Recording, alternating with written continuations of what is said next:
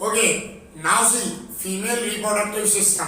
Okay, now female reproductive system, female जो reproductive system है वो पूरी तरीके से डिफरेंट है मेल रिप्रोडक्टिव सिस्टम से। फीमेल रिप्रोडक्टिव सिस्टम में भी आपको कई सारे पार्ट्स देखने को मिलेंगे जैसे हमें मेल में देखने को मिलेंगे। The female reproductive system in human being is composed of following parts. यहाँ पर आपको उनके भी कई सारे पार्ट्स और कई सारे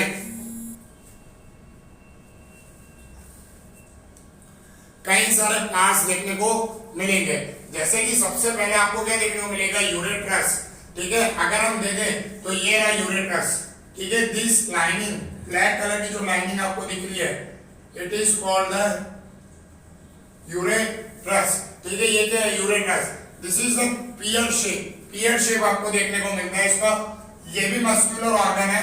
यूरेट्रस is a place where the embryo get implant. Uterus के अंदर ही आपको एम्ब्रियो का डेवलपमेंट देखने को मिलेगा, मतलब कहीं ना कहीं बेबी का डेवलपमेंट आपको ये यूरेट्रस के अंदर ही देखने को मिलेगा। एंड आपको और क्या देखने को मिलेगा, developed into the newborn baby. जैसे मैंने आपको बताया कि जो बेबी का जो फॉर्मेशन है वो आपको इसी के अंदर देखने को मिलेगा। जो यूरेट्रस की जो ये वॉल है ना, ये फीमेल को क्या प्रोवाइड करती है, सेफ्टी प्रोवाइड करती है। और फोर्टिव्स मतलब जब बेबी डेवलप हो रहा हो उसके लिए उनको क्या देती है, न्यूट्रिशन देती है। मतलब बॉडी के जो न्यूट्रिशन है वो यूरेट्रस के थ्रू यहाँ पर जो बेबी डेवलप हो रहा है उसके अंदर आना स्टार्ट हो जाएंगे।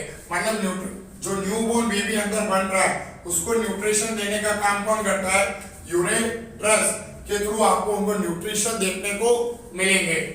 देन आफ्टर आपको यहाँ दिया हुआ फॉलोपियन ट्यूब्स। देखो फॉलोपियन ट्यूब्स मतलब ये देखो, ये ओवरी है, यहाँ पर एग्स प्रोड्यूस होंगे, एग प्रोड्यूस होकर यहाँ जाएगा, यहाँ से स्पर्म एंटर होगा, जाएगा न्यूबॉर्न बेबी यही बनेगा।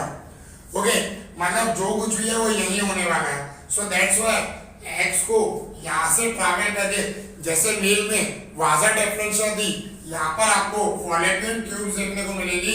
यहाँ से वो ट्रैवल करके यहाँ पर अंदर जाने का काम करेगी और यहीं से ये पार्ट से मेल का पेनिस एंटर होता है फीमेल बॉडी में और वो अपना स्पर्म यहाँ पे रिलीज करने का काम करता है। और जब दोनों आपस में फर्टिलाइजेशन करते हैं तब आपको क्या प्रोड्यूस होते हुए देखने को मिलेगा, zygote, embryo and newborn baby. One follicular tubules come out from the each side at the top of the uterus. आपको एक एक फॉलिकुलर ट्यूब्यूल हर एक यूटेरस से निकलते हुए देखने को मिलेगी। Okay, and it is a finger like structure. दिख ही रहा है आपको उसका फिंगर्स लाइक स्ट्रक्चर है। देखो दिख रहा है ना, जैसे किसी ने हाथ से इसको पकड़ा हो ऐसे आपको देखने को मिलेगा। So that structure is finger like. That's why इनको फ्लिम्बेरिया भी कहा जाता है, इसीलिए इनको फ्लिम्बेरिया भी कहा जाता है। Fertilisation happen in the fallopian tube. कहीं ना कहीं फर्टिलाइजेशन आपको फॉलोपियन ट्यूब के अंदर ही देखने को मिलेगा। Okay, so it is about the Fallopian tubes और उनका स्ट्रक्चर। देन आफ्टर आपको क्या देखने को मिलेगी, ओवरी।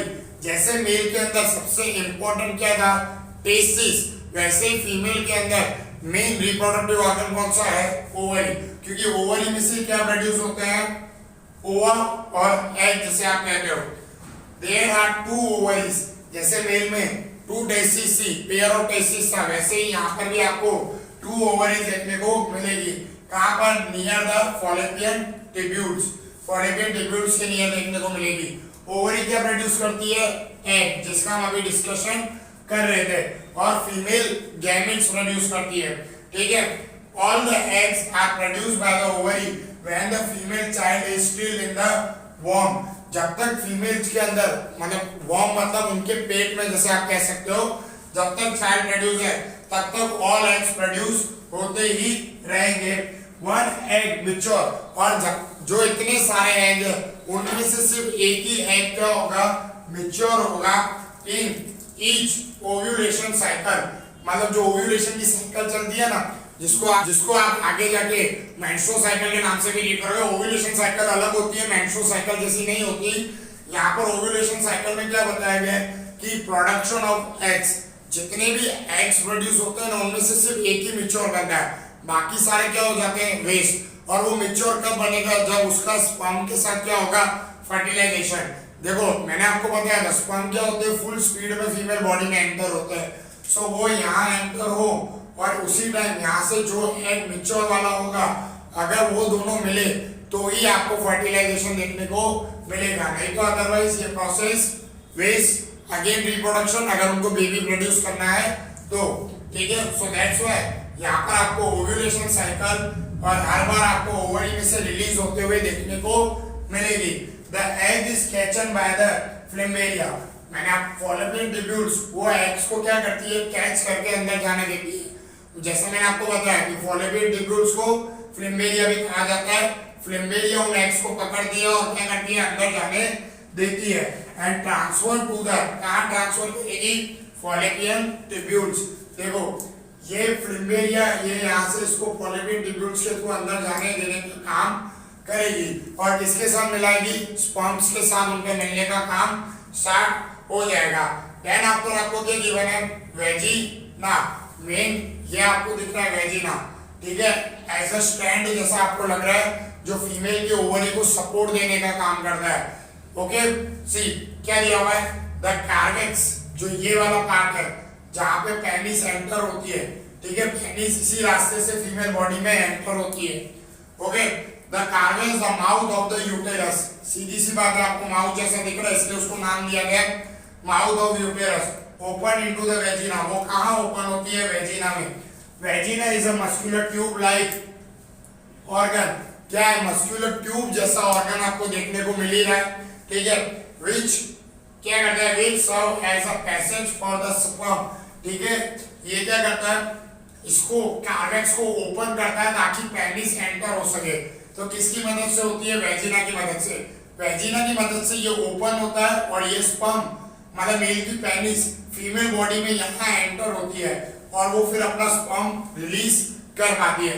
मतलब कहीं ना कहीं वेजिना है तभी ही रिप्रोडक्शन कहीं ना कहीं पॉसिबल है, क्योंकि कार्वेक्स अपने आप तो ओपन होगी नहीं।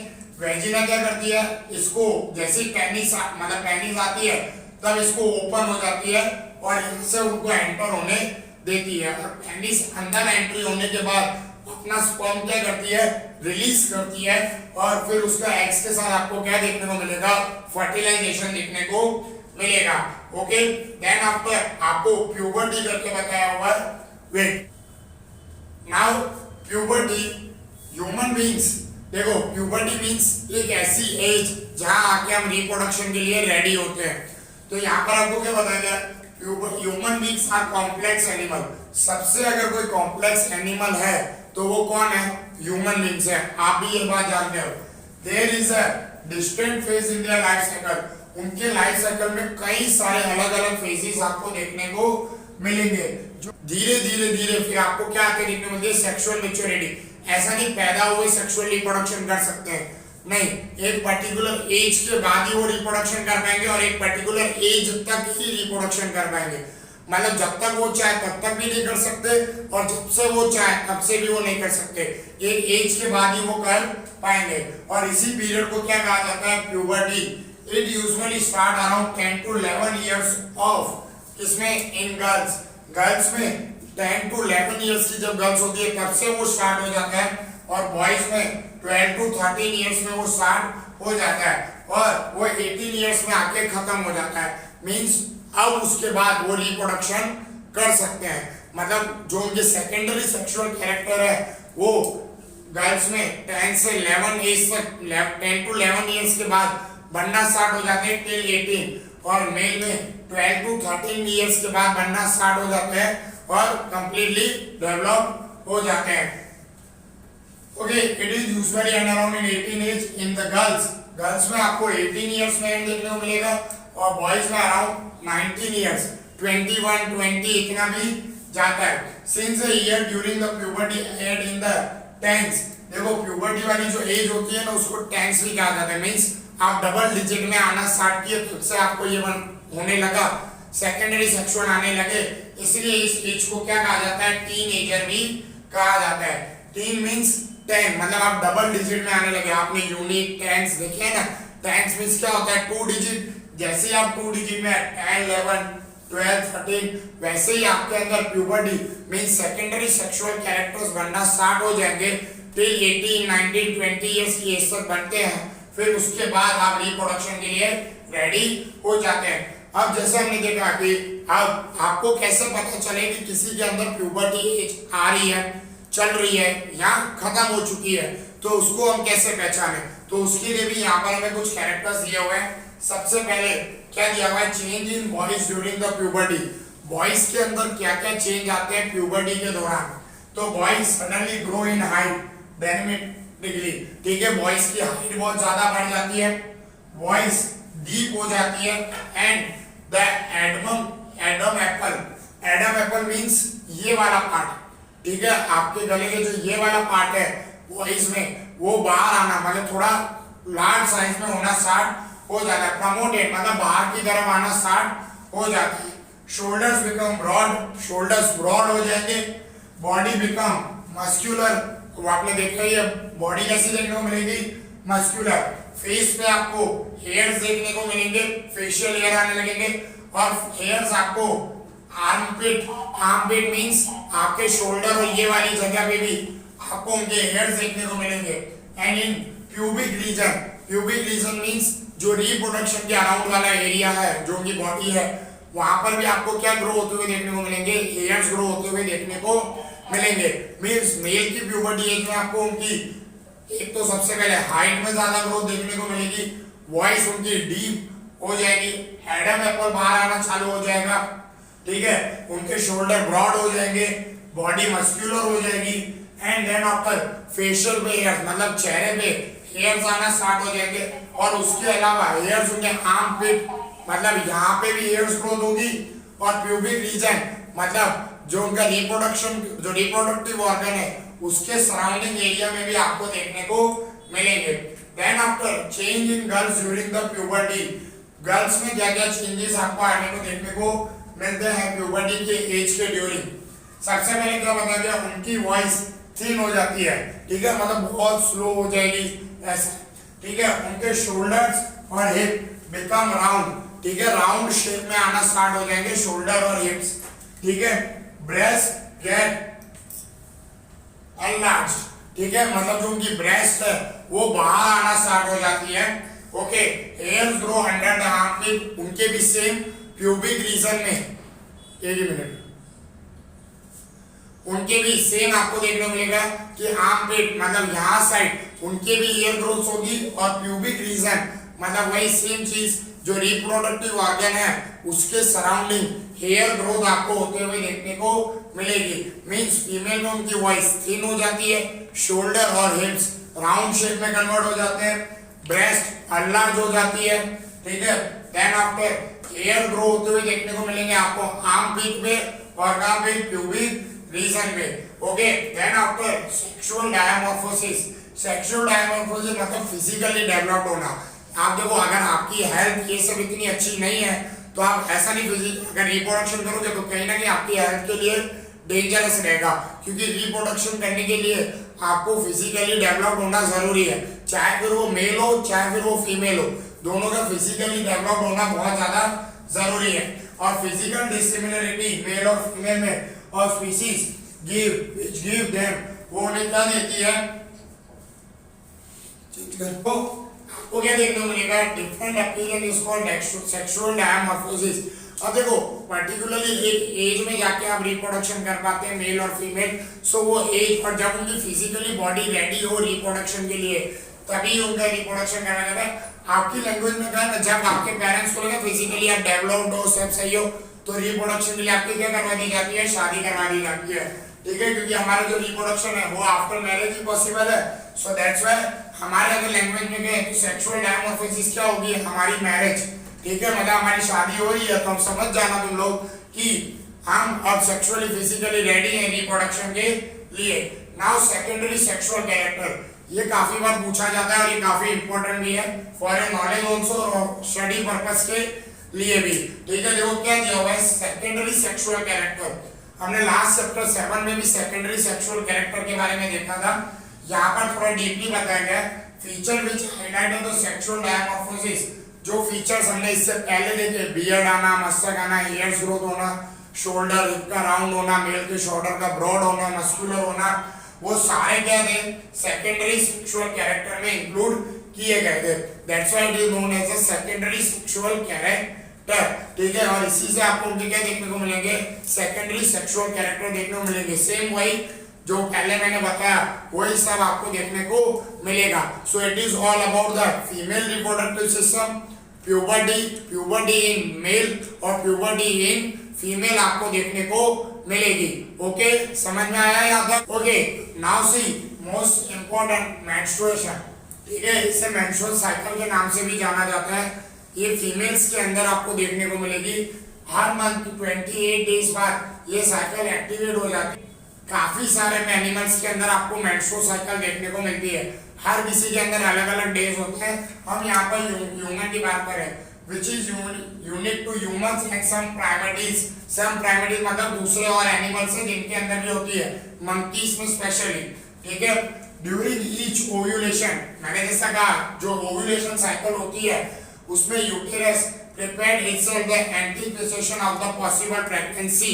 यूटेरस किसके लिए रेडी रहता है, प्रेगनेंसी के लिए रेडी रहता है, क्योंकि उसका काम वही है। लेकिन अगर स्पर्म आया ही नहीं तो, ठीक है, एक द यूटेरिन डेवलप हुई एंड बेस लाइनिंग, वहां पर जो यूटेरस होता है ना, जो फीमेल का ये वाला पार्ट, ठीक है, ये यूटेरस, यहाँ पर क्या आ जाती है, लाइनिंग आ जाती है। इफ ये लाइनिंग आ जाती है तब समझ जाना कि फीमेल के अंदर एग्स प्रोड्यूस हो गए और वो रिप्रोडक्शन के लिए रेडी है। और इसी की वजह से ओव्यूलेशन क्या करती है, स्पर्म्स का वेट करती है। लेकिन अगर उससे रिप्रोडक्शन नहीं हुआ, then the egg is not fertilized, अगर वो फर्टिलाइज नहीं हुए, it gets disintegrated, वो खराब हो जाएंगे, disintegrated हो जाएंगे। So thus the additional lining in the uterus wall, और इसी की वजह से वो यूटेरस पे लाइनिंग बढ़ती जाती है and the fragment of disintegrated tissues are shedded, और वो डिसइंटीग्रेट हो गए कई सारे सेल्स, तो वो टिश्यूज डिसइंटीग्रेट हो जाएंगे और वो क्या करेंगे, बाहर आ जाएंगे किसके साथ, ब्लड के साथ, फीमेल बॉडी में। ठीक है, and this is observed in the form of the blooding.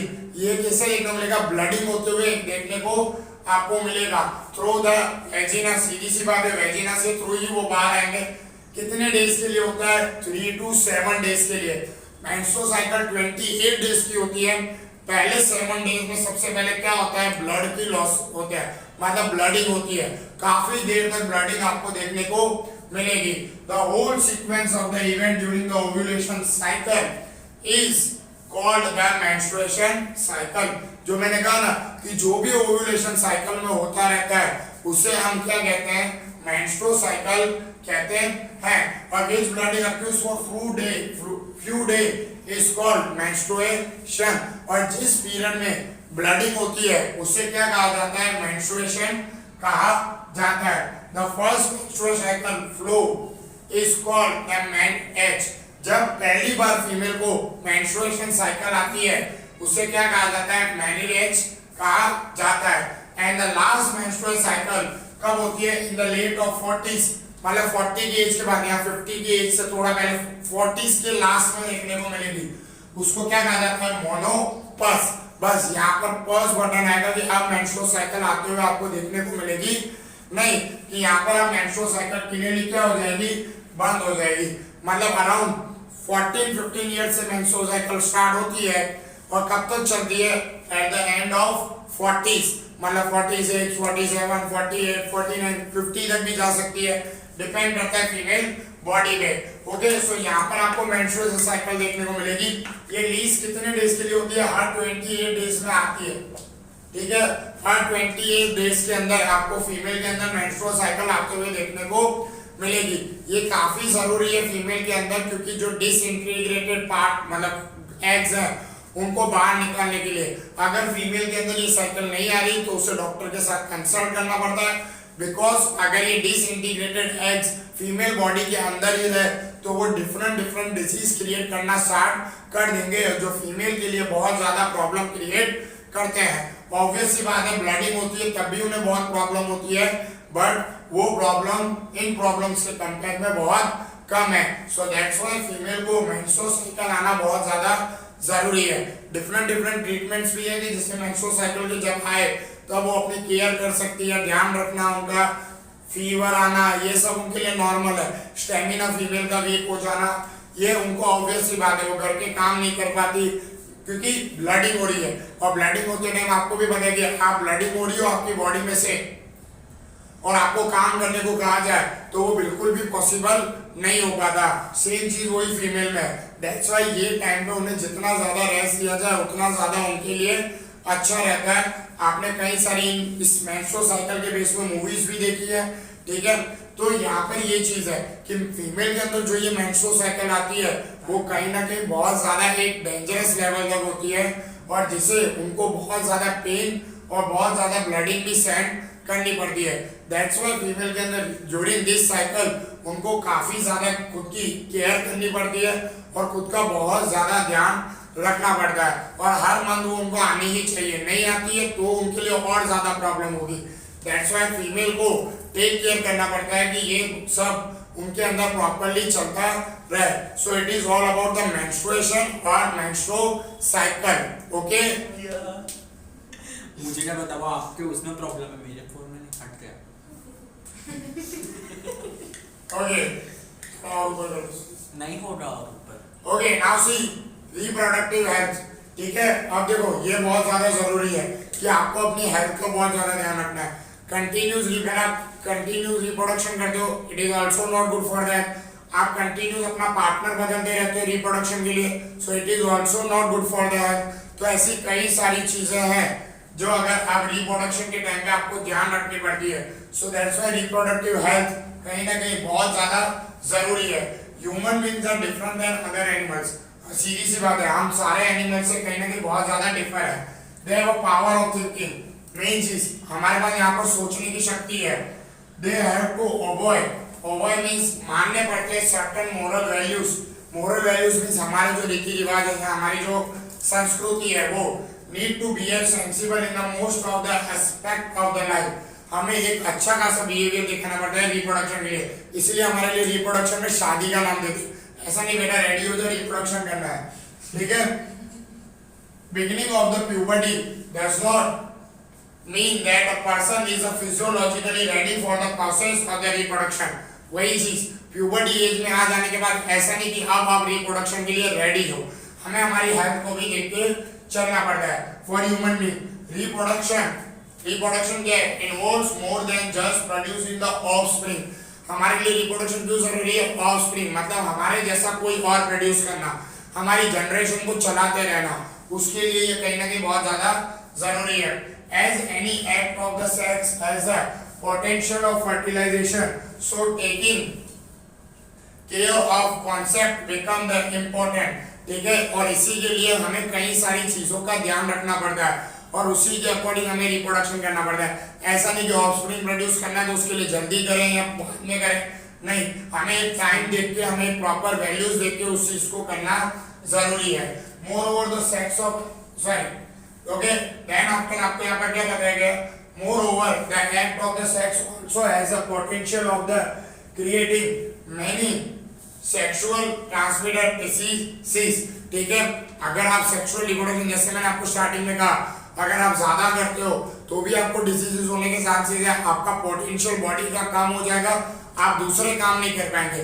Because during the sexual reproduction आपकी सबसे ज्यादा एनर्जी यूज होती है, ठीक है, चाहे फिर वो मेल हो चाहे फीमेल हो। सो दैट्स व्हाई ड्यूरिंग रिप्रोडक्शन आपकी कहीं ना कहीं बहुत ज्यादा एनर्जी यूज होते हुए आपको देखने को मिलेगी। अगर आप अपना पार्टनर बदलते रहोगे, जैसे कोई फीमेल अगर कई सारे मेल्स के साथ रिप्रोडक्शन करिए तो भी डिसीज होने के चांसेस है, कोई मेल कई सारी फीमेल्स के साथ रिप्रोडक्शन करता है तो भी कहीं ना कहीं सेक्सुअल ट्रांसमिटेड डिसीज होने के चांसेस रह जाते हैं, ठीक है। जैसे सबसे पहले आपको यही बताया गया STD sexual transmission disease are gonorrhoea, herpes, simple, hepatitis B, AIDS, ऐसे कई सारे डिजीज आपको देखने को मिलेंगे।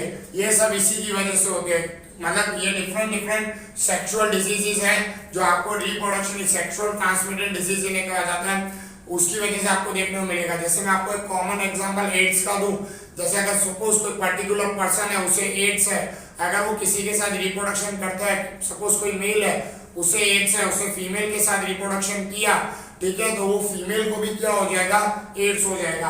दैट्स व्हाई ये सारे डिसीजेस कैसे हैं, सेक्सुअल ट्रांसमिटेड डिसीज है कि ये सेक्सुअल रिप्रोडक्शन करने के बाद आगे ट्रांसफर होते हुए आपको देखने को मिलेंगे, ठीक है। हाँ, इंक्लूडिंग डन। और अभी तक इन सारे डिजीज के बारे में पता चला है, ऐसे कई सारे और भी डिजीज होंगे। Even the curable of STD are potentially dangerous not only for the physically but also psychologically. और इनसे सिर्फ हमारे फिजिकली हमें डैमेज नहीं होगा, हमें साइकोलॉजी, हमारे ब्रेन पे, उन सब पे भी इफेक्ट देखने को मिलेगा, क्योंकि रिप्रोडक्शन एक ऐसी प्रोसेस है जो एक अपने दायरे तक हो तो ज्यादा अच्छा। अगर हम अपना दायरा भूलने की ट्राई करेंगे, जैसे अपनी मोरल वैल्यूज जैसे यहाँ पर कहा गया, उनको भूल के ट्राई करेंगे करने की, तो कहीं ना कहीं आपके लिए वो प्रॉब्लम क्या होगी, ज्यादा क्रिएट होती जाएगी। सो दैट्स व्हाई यहाँ पर उन सब चीजों का ध्यान रखना बहुत ज्यादा जरूरी है। फिर रिप्रोडक्टिव हेल्थ भी आपको यहाँ पर देखने को मिलेगी। Preventing the change of STD, ताकि सेक्सुअल ट्रांसमिटेड डिजीज ज्यादा ना हो, and preventing the unwanted children, ठीक है, मतलब आपको सेक्सुअल रिप्रोडक्शन भी करना है और बेबी भी नहीं चाहिए, तो ये भी कई सारी चीजें आपको देखने को मिलेगी जिसके थ्रू आप ये सब कर सकते हो, ठीक है। देखो यहाँ पर वही लिखा हुआ है, reproduction health means a couple should be able to enjoy the reproductive phase of the life without taking any risks, ठीक है, या any burden of the giant family, मतलब बहुत बड़ी फैमिली का रिस्क लिए बिना, क्योंकि देखो सेक्सुअल रिप्रोडक्शन करना एक नॉर्मल है, ठीक है, सबको एक एज पे आके करना ही पड़ता है। सो दैट्स व्हाई उससे बेबी भी ना हो और हमें हमारी फैमिली भी ना बढ़े और हमारा रिप्रोडक्शन भी हो जाए, तो वो वाले के लिए भी यहाँ पर बताया गया। जैसे देखो, अगर यहाँ पे नहीं बताया गया, मैं ऐसा आपको बता रहा हूँ कि अगर भी कोई क्वेश्चन आए तो आप लिख सको। देखो सबसे मेन है यहाँ पर कई सारे ऐसे साइंस ने डेवलपमेंट किया है जिसके थ्रू आप सेक्सुअल ट्रांसमिशन रोक सकते हो। जैसे सबसे ज्यादा अभी चलता है कॉन्डम, ठीक है, मेल और फीमेल दोनों के लिए अवेलेबल होता है, ठीक है। इससे क्या होता है, अगर फीमेल इस प्रोडक्ट को अपने वेजिना में फंसा ले तो मेल का स्पर्म उसके अंदर तक नहीं जा पाएगा, रिप्रोडक्शन, ठीक है, जो कुछ है वो सब कुछ सेम ही रहेगा, बट सिर्फ एग और स्पर्म आपस में मिलेंगे नहीं। और मेल के अंदर जो आता है, मेल का जो कॉन्डम होता है उसको क्या करता है, मेल को अपनी पेनिस पे पहनना वेयर करना पड़ता है, और जिसकी वजह से उसके स्पर्म बाहर तो निकल जाए, but due to the presence of condom वो फीमेल बॉडी के अंदर जा पाते नहीं है। उससे पहले भी एक आती थी कॉपर टी, ये फीमेल के अंदर होती थी, टी शेप होता था इसका, ये कॉपर की बनी हुई होती थी। दैट्स व्हाई वो फीमेल की वेजिना जो है उसके अंदर फंसा दिया जाता था ये टी को, तो यहाँ से जो फॉलोपियन ट्यूब्यूल्स के एग्स आ नहीं पाएंगे और यहाँ से स्पर्म जा नहीं पाएगा। कॉपर टी का यूज किया जाता था, काफी सारे वेरिएशन में आती थी, 2 इयर्स, 3 इयर्स, 5 इयर्स ऐसे, लेकिन ये थोड़ा डेंजरस साबित हुई। क्यों? Because it is an copper, it is an metal. Metal होने की वजह से क्या होता था कि ये अंदर ही अंदर पिघल जाती थी, 3 साल बाद फीमेल की बॉडी में से अंदर ही अंदर वो डिसॉल्व हो जाती है।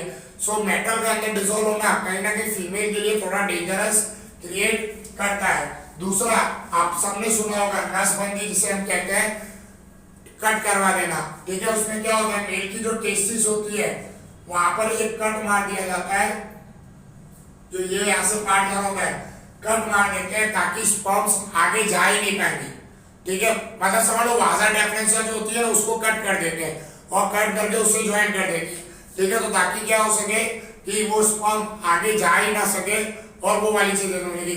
और फीमेल में जो फॉलोपियन ट्यूब्यूल्स होती है वहां पर कट मार दिया जाता है। ये जो फॉलोपियन यहाँ पर क्या करते हैं, कट मार देते हैं और बाकी उनको उनकी नर्व्स को टाई अप कर देते हैं और ये आपको देखने को मिलता है। बट यहाँ पर फिर क्या होता है कि जब टेस्टिस कट जाती है या फीमेल की फॉलोपियन ट्यूब्यूल्स कट जाती है, वाजा डिफरेंस और फॉलोपियन ट्यूब्यूल्स कट जाने की वजह से जो मेल और फीमेल है जिनके अंदर ये किया गया जाता है उनका इम्यूनिटी सिस्टम वीक हो जाता है, ज्यादा वजन नहीं उठा पाते, ज्यादा दौड़ नहीं पाते। दैट्स व्हाई ये ज्यादातर लोग प्रेफर नहीं करते, ठीक है, ये प्रेफरेबल में नहीं आता। प्रेफरेबल में अभी सबसे ज्यादा कॉन्डम ही है, क्योंकि वो एकदम सेफ है, उसमें कुछ भी कराने की जरूरत नहीं और कुछ भी डेंजर नहीं रहता है। सेक्सुअल रिप्रोडक्शन करो तभी उसका यूज करो, अदरवाइज उसका कोई यूज नहीं है। ना उसको आपको अपनी बॉडी के अंदर रखना है, ना उसको संभाल के रखने की जरूरत है। During the usages of time आप उसे यूज कर सकते हो। सो ये ऐसी कुछ टेक्निक्स है जिससे हम सेक्सुअल रिप्रोडक्शन भी कर सकते हैं और हम सेफ भी रह सकते हैं। देखो कॉन्डम जैसी चीज अगर आप एड्स वाले पर्सन के साथ भी सेक्स कर लो, अगर कॉन्डम वेयर किया गया होगा तो वहां पर भी आपको डिजीज होने का कोई चांस नहीं रहेगा, फिर आपको डिजीज नहीं हो सकती, बिकॉज वो वायरस आपकी स्किन पे टच ही नहीं हुए। मेल का सिर्फ पेनिस ही फीमेल बॉडी के अंदर जाता है और फीमेल बॉडी के अंदर सिर्फ मेल की पेनिस ही अंदर जाती है।